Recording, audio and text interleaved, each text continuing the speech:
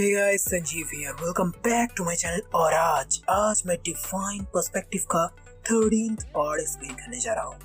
Guys, मेरी video अगर आपको जरा से भी पसंद आती है तो प्लीज मेरी वीडियो को बस अपनी एक दोस्त से शेयर जरूर कर देना। तो चलिए बिना किसी देर के शुरू करते हैं आज की वीडियो।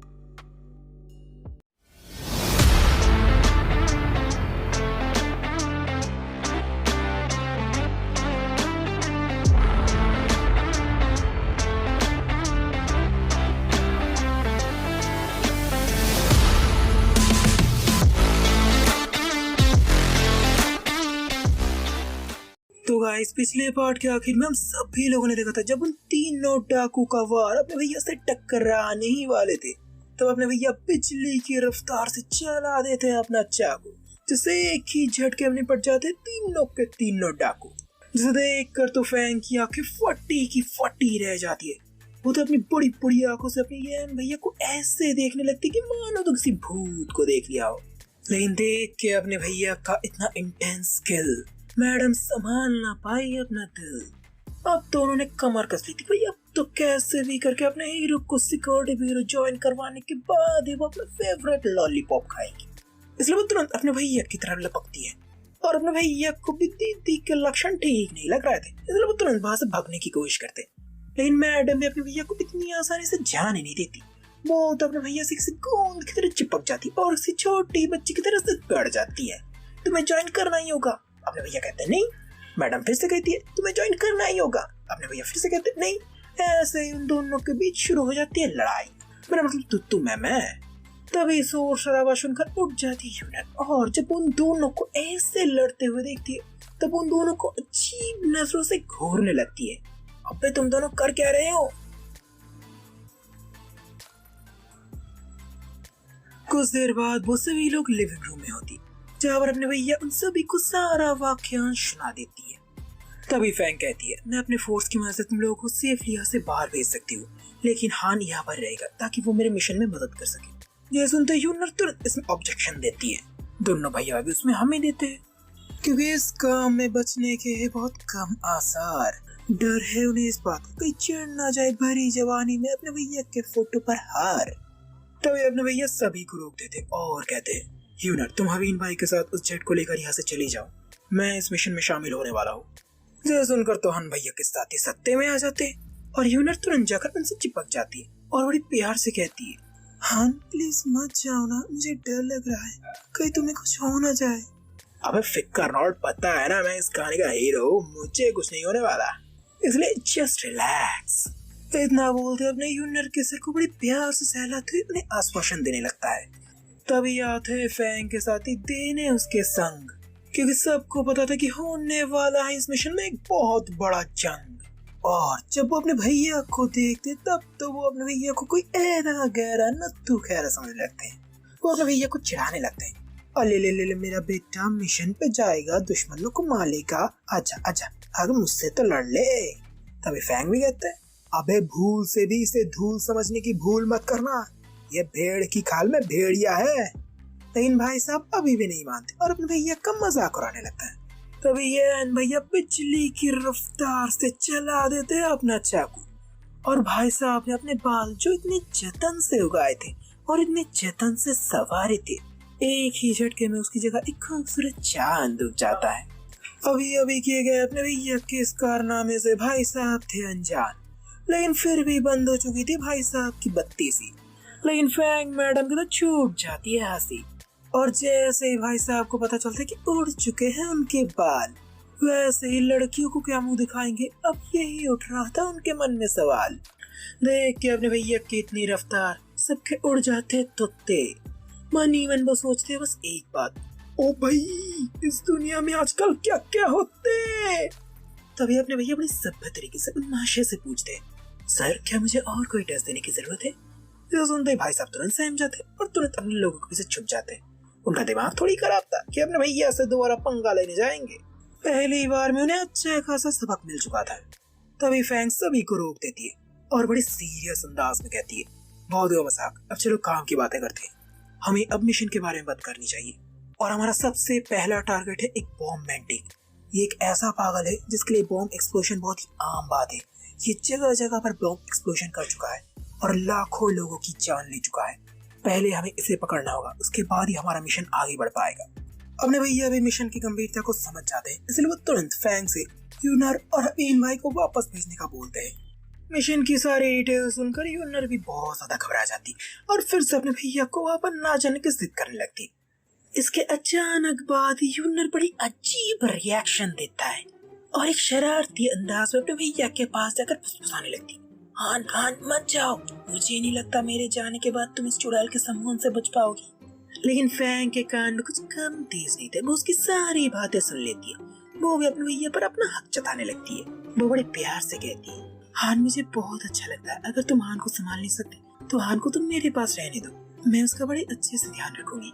और बस ऐसे सुनते तो मैडम सत्ते में आ जाती। वो भी कहा हार मानने वाली थी, वो भी दहाड़ते हुए कहती है, अबे मैं इसकी गर्लफ्रेंड हूँ। मैडम भी कहती है, मैं इसकी कॉमरेड हूँ। फिर यूनर कहती है, मैं और हान एक ही कमरे में सो चुके हैं। फैंग भी कहती है, हान मुझे नहाते वक्त देख चुका है। ऐसे ही दोनों के बीच तुम्हें शुरू हो जाती है। हान मुझे किस कर चुका है, हान मेरे संतरों को दबा चुका है। मैं यहाँ से जाने के बाद हान के साथ सोने वाली थी, मैं कल हान के साथ सोने वाली हूँ। ऐसे ही दोनों के बीच तुम्हें चलती रहती है। और देख के लड़कियों का ऐसा भयंकर जंग, सभी के सभी हो जाते हैं तंग। देख के अपने हीरो की इतनी डिमांड, हवीन भाई के निकलते हैं आंसू। शैन भैया भी देते हैं उन्हें सहारा, क्योंकि उन्हें भी पता है कि अपने भैया का नहीं है कोई और तराजू। जब वो सभी ऐसे लगे ही थे, तभी उन सभी को एक एक्साइटेड आवाज सुनाई देती है। किसी को भी कहीं जाने की कोई जरूरत नहीं, क्योंकि अब मैं आ गया हूँ। ये कोई और नहीं, ये था वही मैंटिक जिसे पकड़ने के बारे में फैंग बात कर रहा था। ये मैंटिक भी काफी ज्यादा शातिर था। इससे पहले फैंग और उसके साथी उसके पास पहुंचते, इसके पहले वो ही फैंग के पास आ जाती है उन्हें मारने के लिए। उसे देखते ही फैंग सभी को अलर्ट कर देता है, क्योंकि उसे पता था कि ये मैंटिक अभी क्या करने वाला है, और वही होता है जिसका उन्हें डर था। येन भैया भी बिना ज्यादा वक्त गवाए तुरंत यूनर और हबीन भाई को कवर कर लेते हैं, और उसी पल एक कान को फाड़ देने वाली एक बहुत बड़ा धमाका होता। धमाके की ताकत इतनी ज्यादा थी कि उसकी आवाज से तो सभी के कान कुछ समय के लिए सुन्न पड़ जाते हैं। चारों तरफ धुआं ही धुआं फैल जाता है। धीरे धीरे सभी उठने लगते हैं, जिसके बाद येन भैया भी धीरे धीरे उठने लगते हैं। उनके सर पर एक बहुत गहरी चोट लगी थी, लेकिन उन्हें अपनी बिल्कुल भी परवाह नहीं थी। उन्हें अपने साथियों की परवाह थी। और जब वो देखती कि यूनर और हबीन भाई दोनों बिल्कुल सही सलामत है, तब वो चैन की सांस लेता है। वो देखते है कि फैंग और उसके साथी भी बिल्कुल सही सलामत है, लेकिन वो लोग भी बुरी तरह से घायल हो चुकी थी। फैंग के हाथ में भी बहुत ही गहरी चोट लगी थी, जिससे लगातार खून बह रहा था। इन सभी चीजों के लिए फैंग अपने आप को जिम्मेदार मानती, इसलिए वो तुरंत अपने भैया को और उनके साथियों को यहाँ से चुपचाप निकल जाने का बोलते हैं। लेकिन तभी वो मैंटिक चिल्ला कर कहता है, भागने का या छुपने का कोई फायदा नहीं, क्योंकि मैंने इस घर के चारों तरफ बॉम्ब फिट कर दिया है। बहुत जल्दी तुम सभी लोग मरने वाले हो।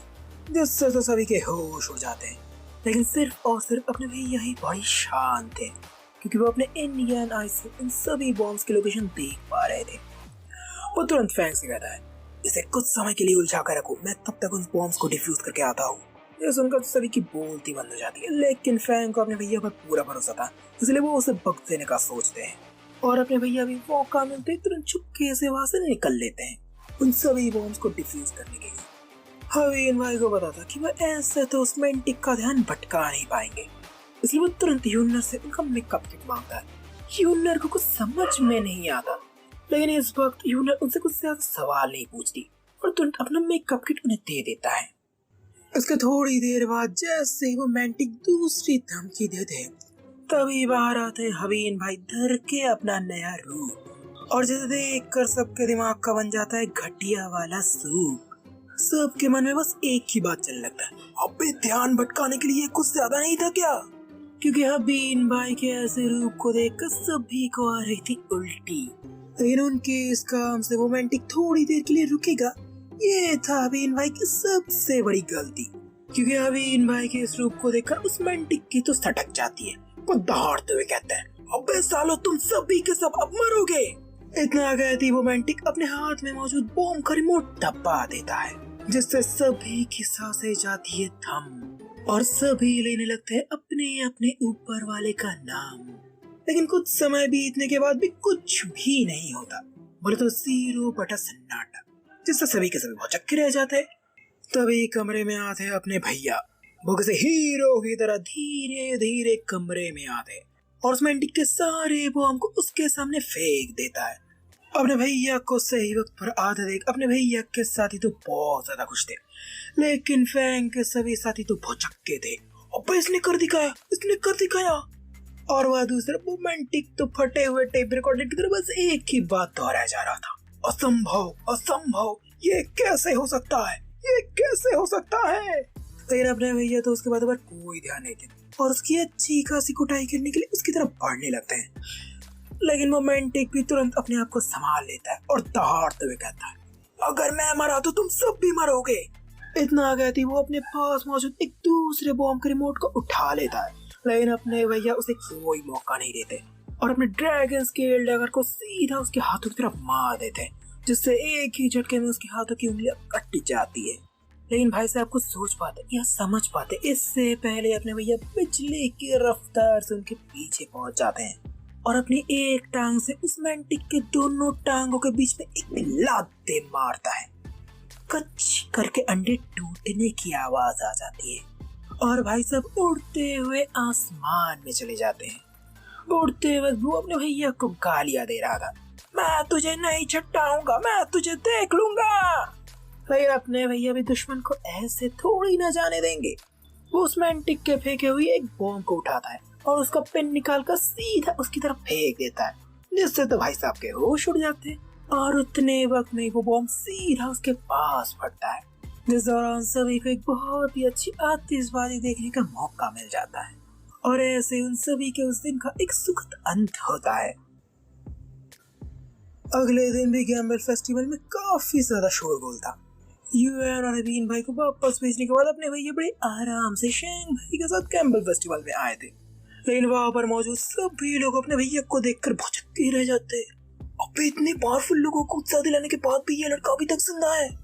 और वह दूसरा जब नी फैंग, यंग मास्टर गू और तेंग वांग तीनों ही अपने भैया को जिंदा देखते वो भी समझ जाते कि फेल हो चुका है उनका जाल, इसलिए वो गुस्से से नोचने लगते हैं अपने बाल।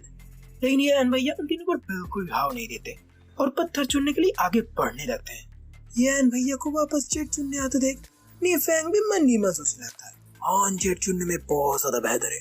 अगर हान जो जेट चुने और अगर मैं उसी जेट को खरीद लूं तो मुझे बहुत फायदा होगा। I am genius. नी फैंग समझ रहा था अपने आप को शातिर लोमड़ी, लेकिन भाई साहब को नहीं पता था कि वो तो एक खाली खोपड़ी, क्योंकि उनका एक्सप्रेशन देख कर यान भैया उनका सारा इंटेंशन समझ जाता है और वो तो इस कहानी के हीरो थे, इसलिए उन्हें ईंट का जवाब पत्थर से देना अच्छे से आता था। इसलिए अगले पल वो एक पत्थर के पास जाते और चिल्लाते हुए कहते, देखो देखो मुझे मिल गया, ये वैसा ही पत्थर है, इसका आकार और इसका स्ट्रक्चर बिल्कुल वैसा ही है जैसा इसे होना चाहिए, इसके अंदर जरूर कोई कीमती जेट होगा। इतना बोल के जैसे ही अपने भैया उस पत्थर को खरीदने ही वाले थे तभी वहाँ पर नी फैंग आ जाता है और वो अपने भैया से भी बड़ी बेट लगाता है। अपने भैया फिर से बेट लगाते हैं, तब नी फैंग फिर से बेट लगाता है 400 मिलियन और बस अमाउंट सुनते ही अपने भैया तुरंत रुक जाते हैं और गुस्से का नाटक करते करते शेंग वहीं से तुरंत निकल जाते हैं, जिसको बाद नी फैंग अपनी बत्ती से निकालते सोचने लगता है, हान आखिरकार मैंने तुझे हरा ही दिया। तभी उसका असिस्टेंट उसके पास आकर कहता है, सर मुझे तो लगता है कुछ तो गड़बड़ है, वो देखिए। तभी एन भैया फिर से एक पत्थर के पास आता है और फिर से वही बात दोहराते हैं, देखो देखो मुझे मिल गया, ये वैसा ही पत्थर है, इसका आकार और इसका स्ट्रक्चर बिल्कुल वैसा ही है जैसा इसे होना चाहिए, इसके अंदर जरूर कोई कीमती जेट होगा। और फिर से अपने भैया की बातें सुनकर ही तेंग वांग कॉर्पोरेशन का सीईओ उस पत्थर को 400 मिलियन में खरीद लेता है, जिसे देखकर अपने भैया भी फिर से गुस्से की एक्टिंग करते करते वहां से निकल लेते हैं। तो थोड़ी दूर जाने के बाद फिर से अपने भैया वही करते हैं, देखो देखो मुझे मिल गया, ये वैसा ही पत्थर है, इसका आकार और इसका स्ट्रक्चर बिल्कुल वैसा ही है जैसा इसे होना चाहिए, इसके अंदर जरूर कोई कीमती जेट होगा। और इस बार यंग मास्टर गू आकर उस पत्थर को भी 400 मिलियन में खरीद लेता है। आखिरकार नी फैंग भैया समझ जाते कि उनका पोपट बन चुका है, इसलिए वो गुस्से से दहाड़ते और उतनी देर में शेंग भैया भी अपने भैया की सारी इंटेंशन समझ जाते, इसलिए उनकी भी हंसी छूट जाती है जब वो दोनों ऐसे हंसी मजाक में ही थे तभी वहां पर आ जाता है एक बंदा। ये थे यहाँ के 4 बड़े परिवारों के एक रैन फैमिली का यंग मास्टर रैन होंग। आते ही वो शैंग भैया से पूछता है, शैंग तुम यहाँ पर क्या कर रहे हो? रैन होंग को देखते तो शैंग भैया का थोड़ा मूड खराब हो जाता है। वो भी गुस्से से कहता है, अगर तू यहाँ पर आ सकता है तो मैं भी आ सकता हूँ। लेकिन रैन होंग उसके गुस्से पर जरा सा ही भाव नहीं देता। वो उसके पास आकर बड़े शैतानी अंदाज में कहता है, तो याद है ना, अगर इस बार तुम हार गए तो तुम्हारा परिवार हमेशा के लिए मेरे कंट्रोल में आ जाएगा।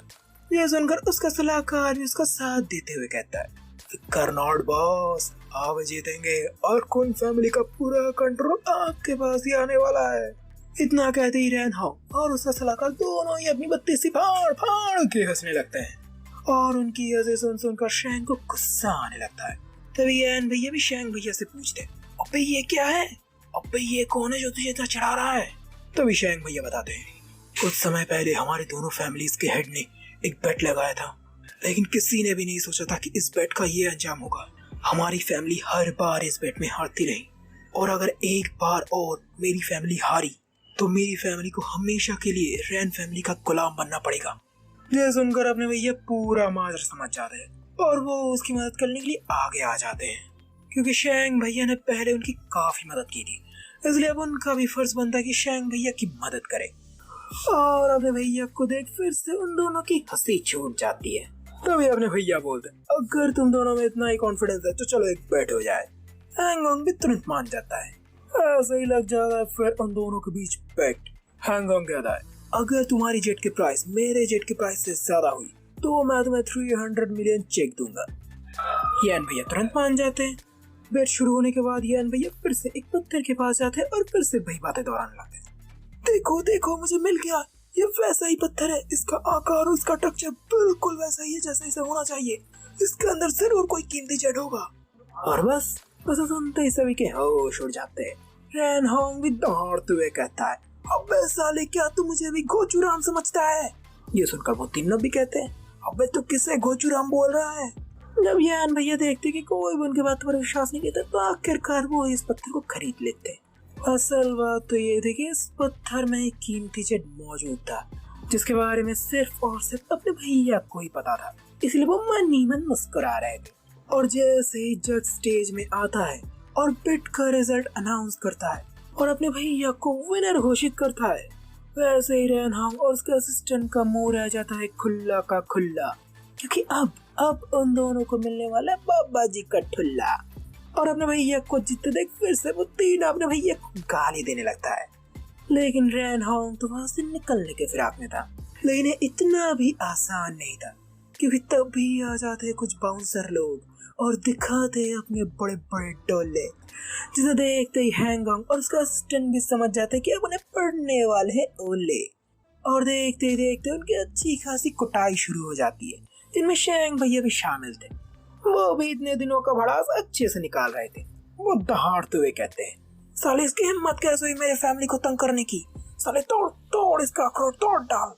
उन दोनों की अच्छी खासी कुटाई करने के बाद आखिरकार अपने भैया को भी 300 मिलियन चेक मिल जाता है, जिससे अपने भैया फुल।